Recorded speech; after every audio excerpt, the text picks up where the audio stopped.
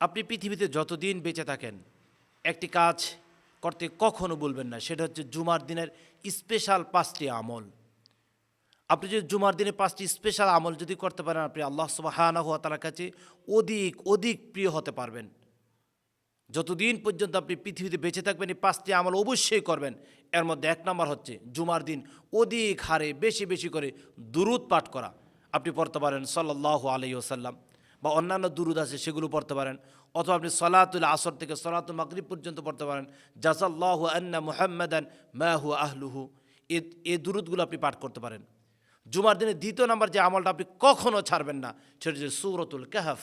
নবী মুহাম্মদ রাসূলুল্লাহ সাল্লাল্লাহু আলাইহি ওয়াসাল্লাম বলেছেন, জুমার দিন যে ব্যক্তি সূরাতুল কাহফ পাঠ করবে আল্লাহ তাআলা তাকে দাজ্জালের ফিতনা থেকে তাকে রক্ষা করবেন। সুবহানাল্লাহ।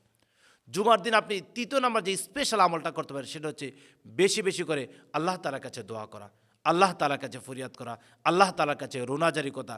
জুমার দিনে এমন একটি সময় রয়েছে যে সময় দোয়া করলেই আল্লাহ তাআলা আপনার দোয়া কবুল করবেন। সুবহানাল্লাহ। তাহলে আসুন জুমার দিন যতদিন পৃথিবীতে বেঁচে থাকি 5টি স্পেশাল আমল করব।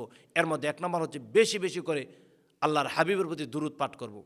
2 নম্বর হচ্ছে আল্লাহ সুবহানাহু ওয়া তাআলাকে সন্তুষ্ট করার জন্য আল্লাহ সুবহানাহু ওয়া তাআলার শিখানো ভাষা থেকে আল্লাহ তাআলার কাছে দোয়া করা, আল্লাহ তাআলার কাছে প্রার্থনা করা। 3 নম্বর যে আমলটা সেটা হচ্ছে সূরাতুল কাহফ তেলাওয়াত করা। 4 নাম্বার হচ্ছে পায়ে হেঁটে হেঁটে মসজিদে যাওয়া, যেটা নবী মুহাম্মদ রাসূলুল্লাহ সাল্লাল্লাহু আলাইহি ওয়াসাল্লাম অন্যতম সুন্নাহ ছিল। তাহলে পায়ে হেঁটে হেঁটে আমরা মসজিদে যাব। 5 নম্বর জুমার দিনের স্পেশাল সুন্নাহ হচ্ছে জুমার সালাত যখন আদায় করতে আসবেন তখন ইমামের অধিক কাছাকাছি বসা।